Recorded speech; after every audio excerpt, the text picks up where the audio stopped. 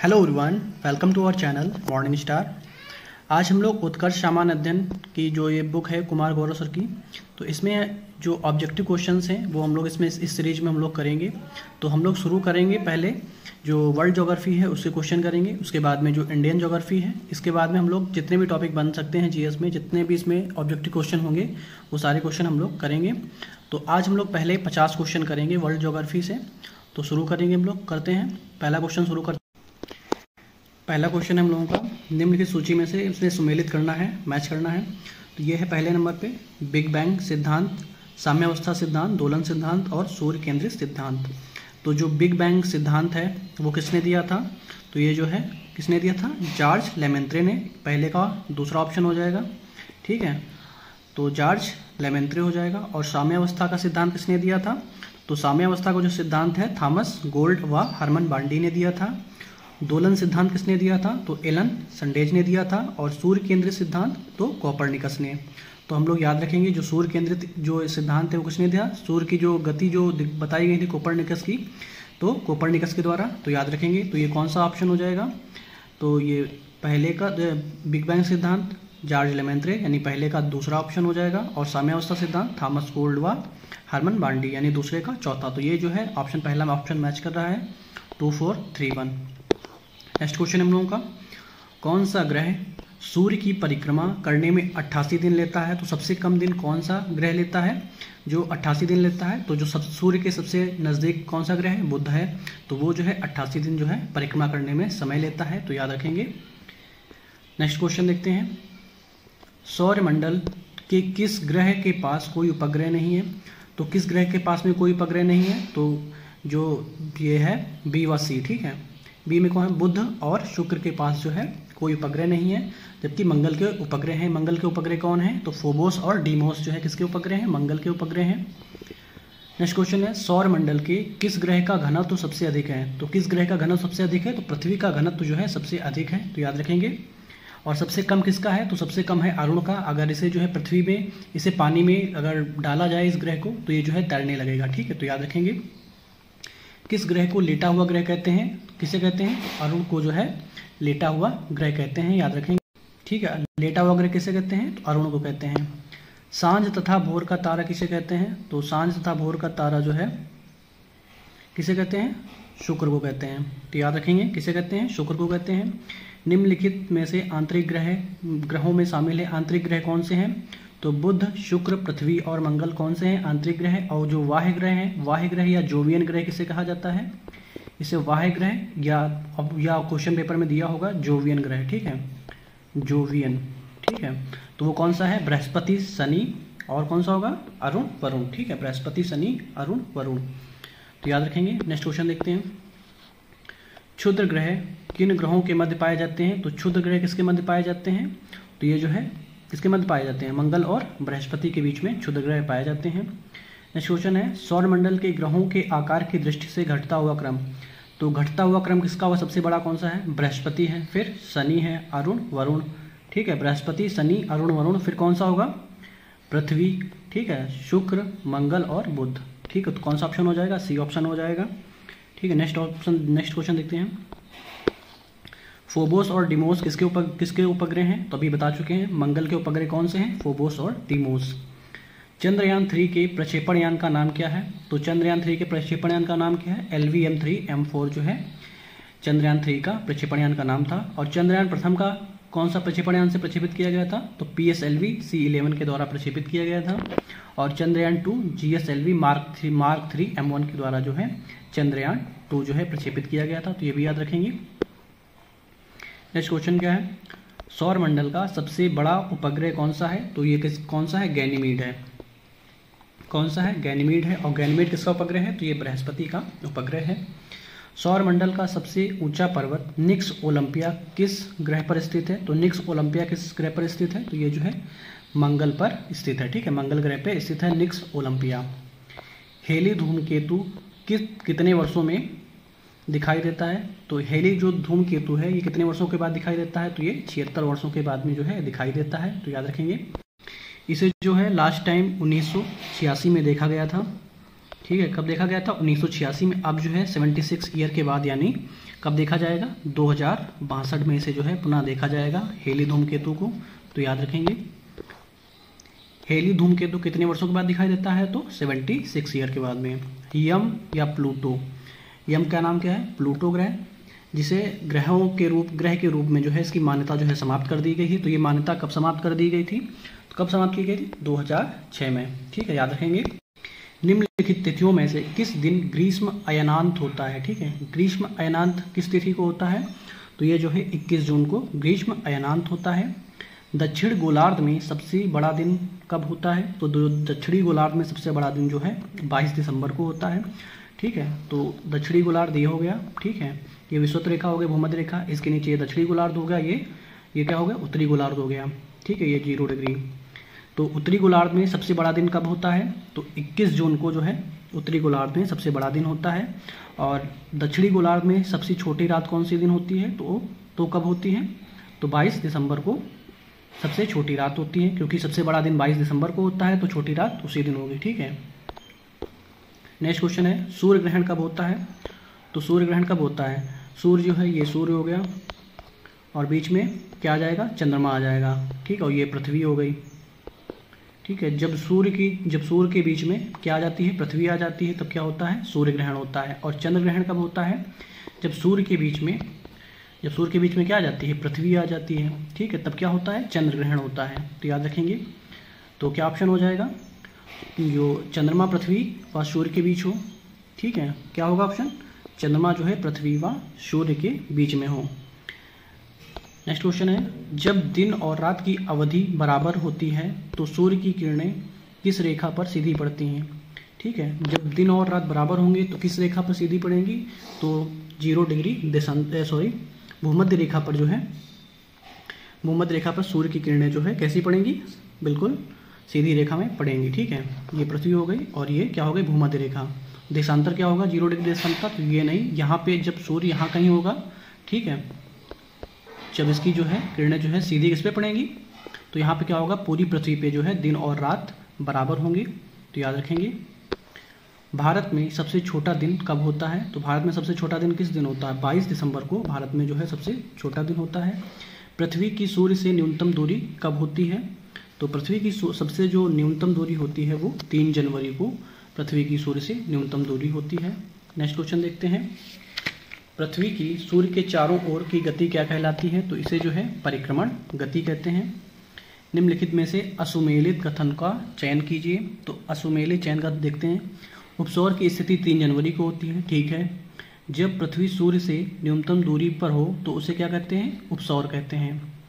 उपसौर की स्थिति 21 जून को होती है, तो ये गलत है। जब पृथ्वी सूर्य से अधिक दूरी पर हो तो इसे क्या कहते हैं? अपसौर कहते हैं। ठीक है, जब दूरी पे हो तो क्या होगा? अपसौर होगा।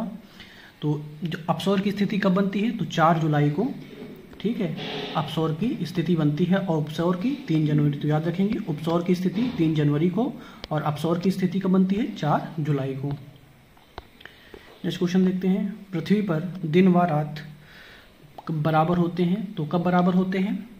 21 मार्च को और 23 सितंबर को। ठीक है, इस स्थिति को क्या कहते हैं? तो इस स्थिति को हम विषुव कहते हैं। ठीक है, विषुव की स्थिति में क्या होता है? पृथ्वी पर दिन व रात जो है बराबर होते हैं। पृथ्वी अपनी धुरी पर किस दिशा में घूमती है? तो पृथ्वी किस दिशा में घूमती है? पश्चिम से पूर्व की ओर जो है पृथ्वी घूमती है। ज्वार भाटा की उत्पत्ति से संबंधित गुरुत्वाकर्षण बल सिद्धांत किसने दिया था? तो जो गुरुत्वाकर्षण बल सिद्धांत था वो किसने दिया था? न्यूटन ने दिया था। युति व वियुति की घटनाएं कब होती हैं? तो ये जो है पूर्णिमा को होती हैं और अमावस्या को। युति और वियुति की घटनाएं कब होती हैं? तो पूर्णिमा को और अमावस्या को, दोनों को होती हैं। विश्व का सबसे ऊंचा ज्वार किस स्थान पर आता है? तो ये जो है कहाँ पे आता है? फंडी की खाड़ी में। ठीक है, विश्व का सबसे ऊंचा ज्वार किस स्थान पे आता है? तो याद रखेंगे, फंडी की खाड़ी में। नेक्स्ट क्वेश्चन है, 1 डिग्री देशांतर की दूरी तय करने में पृथ्वी को कितने मिनट का समय लगता है? तो 1 डिग्री देशांतर की दूरी तय करने में पृथ्वी को 4 मिनट का समय लगता है। देशांतरों की संख्या कितनी होती है? तो देशांतर क्या होते हैं? ये पृथ्वी हो गई, ये भूमध्य रेखा होगा, इन्हें क्या कहते हैं? अक्षांश कहते हैं। ठीक है, और ये क्या होते हैं? ये देशांतर रेखाएं होती हैं। ठीक है, क्या हैं? देशांतर रेखाएं हैं। और इनकी संख्याएं कितनी होती हैं? 360 इनकी संख्याएं होती हैं। अक्षांश की संख्याएं कितनी होती हैं? तो 181 जो है अक्षांश की संख्याएं होती हैं। अगर इनसे पूछा जाए कि ये भूमध्य रेखा, ये जो देशांतर होते हैं, देशांतर और ये देशांतरों के बीच में जो है सबसे न्यूनतम दूरी कहाँ पे होती है, तो कहाँ पे होती है, ध्रुवों पे। ठीक है, ये क्या है, पोल है। ठीक है, एक आर्कटिक पोल है और एक अंटार्कटिका है। ठीक है, नॉर्थ पोल और साउथ पोल, तो याद रखेंगे। और सबसे अधिक दूरी कहाँ पे होती है, तो वो भूमध्य रेखा पे। नेक्स्ट क्वेश्चन है, ग्रीनविच मध्य समय जीएमटी तथा मानक समय के बीच का अंतराल क्या है, तो 5 घंटे 30 मिनट है। ठीक है, 5.5 घंटे है ग्रीनविच और भारत का जो मानक समय है। ठीक है, भारत का मानक समय कितने डिग्री पे है, 82.5 डिग्री पे। ठीक है, उनके बीच में कितना अंतराल है, तो 5 घंटे 30 मिनट है। पृथ्वी के उत्तरी ध्रुव व दक्षिणी ध्रुव को मिलाने वाली रेखा क्या कहलाती है, तो उत्तरी ध्रुव ऊपर हो गया। ठीक है, ये पृथ्वी हो गई, ये नॉर्थ पोल हो गया और ये साउथ पोल हो गया। तो इसको मिलाने वाली रेखा क्या कहलाएगी, देशांतर रेखा कहलाएगी। तो याद रखेंगे, प्रधान यामी उत्तर रेखा यानी 0 डिग्री देशांतर किस स्थान से होकर गुजरती है, तो जो ये पृथ्वी में ये जो 0 डिग्री है, ये कहाँ से होकर गुजरती है, तो ये ग्रीनविच से होकर गुजरती है। और जो भारत से होकर गुजरती है मानक समय रेखा, वो कौन सी है, वो कितने डिग्री से, तो 82.5 डिग्री से। तो याद रखेंगे, 2 अक्षांशों के बीच की दूरी लगभग कितनी होती है, तो 111 किलोमीटर जो है 2 अक्षांशों के बीच में दूरी होती है। अक्षांश क्या होते हैं, ठीक है, जो ये अक्षांश होते हैं। ठीक है, ये अक्षांश हो गए और ये देशांतर हो गए। तो हमसे किसकी दूरी पूछ रहा है, तो इनकी बीच की जो दूरी है अक्षांश, इनकी बीच की दूरी कितनी होती है, 111 किलोमीटर। ठीक है, नेक्स्ट क्वेश्चन है, 2 देशांतर रेखाओं के मध्य की दूरी अधिकतम कहाँ होती है, तो 2 देशांतर रेखाओं के मध्य की दूरी अधिकतम कहाँ पे होती है, तो वो भूमध्य रेखा पर होती है। अभी हमने बताया था कि जो देशांतर रेखाएं होती हैं उनके मध्य की दूरी सर्वाधिक कहाँ पे होती है, तो वो कहाँ पे होती है, तो भूमध्य रेखा पे। ऐसे ऐसे होती हैं। ठीक है, तो यहाँ पे जो है जो पोल होते हैं वहाँ पे क्या हो जाती है, कम हो जाती है। ठीक है, तो इसलिए जो भूमध्य रेखा होती है वो सबसे अधिक कहाँ पे होती है दूरी, तो कहाँ पे होती है, भूमध्य रेखा पे। निम्नलिखित में से अंतर्राष्ट्रीय तिथि रेखा कौन सी है, तो अंतर्राष्ट्रीय तिथि रेखा कौन सी है, आप लोग बताएंगे। ठीक है, नेक्स्ट क्वेश्चन देखते हैं, निम्नलिखित सूची 1 को 2 से सुमेलित कर सही कोड का चयन कीजिए। जो कर्क रेखा है, ठीक है, ये हो गई पृथ्वी। ठीक है, ये क्या है, भूमध्य रेखा, ये जो है 0 डिग्री है। और जो ऊपर है ये क्या है, कर्क रेखा है, ये 23.5 डिग्री पे झुकी हुई है। नीचे ये क्या है, 23.5 डिग्री पे, ये है मकर रेखा, ये 23.5 डिग्री साउथ में है। और जो कर्क रेखा है वो उस पे है 23.5 डिग्री नॉर्थ पे। तो याद रखेंगे, कर्क रेखा 23.5 डिग्री उत्तरी अक्षांश, ये कौन सा ऑप्शन होगा, चौथा ऑप्शन हो गया। उसके बाद में मकर रेखा कौन सा हो गया, 23.5 डिग्री दक्षिणी अक्षांश हो गया। आर्कटिक कहाँ होता है, ऊपर। ठीक, आर्कटिक कहाँ पे, ऊपर। आर्कटिक रेखा तो 66.5 डिग्री उत्तरी अक्षांश में। अंटार्कटिका तो ये जो है 66.5 डिग्री दक्षिणी अक्षांश में। तो याद रखेंगे, तो इसमें ऑप्शन मैच कर लेंगे लोग। कर्क रेखा का पहले का चौथा ऑप्शन हो जाएगा और आर्कटिक रेखा 66.5 डिग्री दूसरे का पहला ऑप्शन 4-1 वाला। ठीक है, तो ये कौन सा ऑप्शन हो जाएगा, पहला ऑप्शन हो जाएगा। संपूर्ण पृथ्वी को कितने समय कटिबंधों में बांटा गया है, तो 24 जो है समय कटिबंधों में बांटा गया है। पृथ्वी की आयु निर्धारित करने में कौन सी विधि का प्रयोग किया जाता है, तो यूरेनियम डेटिंग विधि का जो है प्रयोग किया जाता है। याद रखेंगे, पृथ्वी की आयु निर्धारित करने के लिए यूरेनियम डेटिंग विधि का उपयोग किया जाता है। नेक्स्ट क्वेश्चन है, डायनासोर का युग कितने वर्ष पूर्व माना जाता है, तो जो डायनासोर थे उनका जो है, तो उनका जो युग था वो लगभग 18 करोड़ वर्ष पूर्व जो है माना जाता है। अरावली पर्वत का निर्माण किस कल्प काल में हुआ था, तो जो अरावली पर्वत श्रेणी है उसका जो निर्माण था किस काल में हुआ था, तो ये जो है प्री कैम्ब्रियन कल्प काल में जो है इसका निर्माण हुआ था। कब हुआ था, प्री कैम्ब्रियन कल्प में। नेक्स्ट क्वेश्चन है, निम्नलिखित में से किस महाकल्प में सर्वप्रथम स्तनधारी जीव व पूंछहीन बंदरों की उत्पत्ति हुई थी, तो सर्वप्रथम जो स्तनधारी जीव और पूंछहीन जो बंदर थी उनकी उत्पत्ति हुई थी किस कल्प काल में, तो याद रखेंगे 42 का कौन सा ऑप्शन हो जाएगा, नवजीवी महाकल्प में। कब हुई थी, नवजीवी महाकल्प में। अगला क्वेश्चन है, किस युग को किस युग को कोयला युग भी कहा जाता है? तो किस युग को कोयला युग? कार्बोनीफेरस युग को, ठीक है। कार्बन से याद रखेंगे कोयला, ठीक है। कार्बोनीफेरस युग से को जो है कोयला युग भी कहा जाता है। नेक्स्ट क्वेश्चन है, नवजीवी महाकल्प के प्लायोसीन काल में निम्न में से किसका निर्माण हुआ था? तो नवजीवी महाकल्प के प्लायोसीन काल में निम्न में से किसका निर्माण हुआ था? तो ये जो है भारतीय विशाल मैदान थे, उसका निर्माण जो है हुआ था, याद रखेंगे। प्लायोसीन काल में भारतीय विशाल मैदान का निर्माण। नेक्स्ट क्वेश्चन देखते हैं, निम्नलिखित में से मध्यजीवी महाकल्प का भाग नहीं है। तो ये कौन सा भाग नहीं है? तो ओलिगोसीन कल्प जो है इसका भाग नहीं है। बाकी कौन कौन से भाग हैं? ट्रियासिक कल्प, जुरैसिक कल्प और क्रिटेशियस कल्प जो है इसके भाग हैं। पृथ्वी की परतों धरातल के केंद्र का सही क्रम क्या है? जो पृथ्वी की परत हैं उनके धरातल का जो सही क्रम है वो क्या है? सियाल, सीमा और निफे, ठीक है। सियाल, सीमे और निफे। तो याद रखेंगे इनका क्रम क्या हो जाएगा? 3, 2, 1। पृथ्वी की किस परत में निकिल व लोहा की प्रधानता पाई जाती है? तो निकिल व लोहा यानी निकिल और Fe, ठीक है। आयरन, लोहा को क्या कहते हैं? Fe। तो निफे को जो है किसे कहते हैं? निफे। सियाल, सीमे, निफे। नेक्स्ट क्वेश्चन है, पृथ्वी के धरातल के केंद्र भूगर्भ की ओर गहराई के साथ तापमान की वृद्धि कितनी दर से होती है? यानी कि अगर हम पृथ्वी की गहराई में जाएंगे तो उसमें किस जो है तापमान वृद्धि, किस दर से तापमान की वृद्धि होगी? तो याद रखेंगे 1 डिग्री सेंटीग्रेड जो है बढ़ेगा। अगर हम 32 मीटर की गहराई में जाएंगे तो कितना टेम्परेचर बढ़ जाएगा? 1 डिग्री सेंटीग्रेड। याद रखेंगे 32 मीटर जाने पे।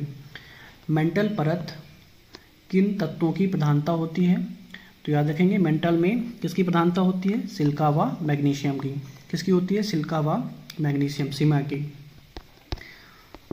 याद रखेंगे सीमा। सियाल, सीमा, निफेम। गुटेनबर्ग असंबंधता स्थित है। तो जो गुटेनबर्ग की असंबंधता स्थित है किसमें है? तो मेंटल व क्रोड के बीच में जो है गुटेनबर्ग की असंबंधता स्थित है। तो याद रखेंगे। आई होप आप लोगों को वीडियो पसंद आया होगा। वीडियो पसंद आया हो तो वीडियो को लाइक करें और चैनल को सब्सक्राइब करें। तो हमारे 50 क्वेश्चन पूरे हो गए हैं। हम लोग अब नेक्स्ट पार्ट में आगे के क्वेश्चन करेंगे। Okay, thank you guys.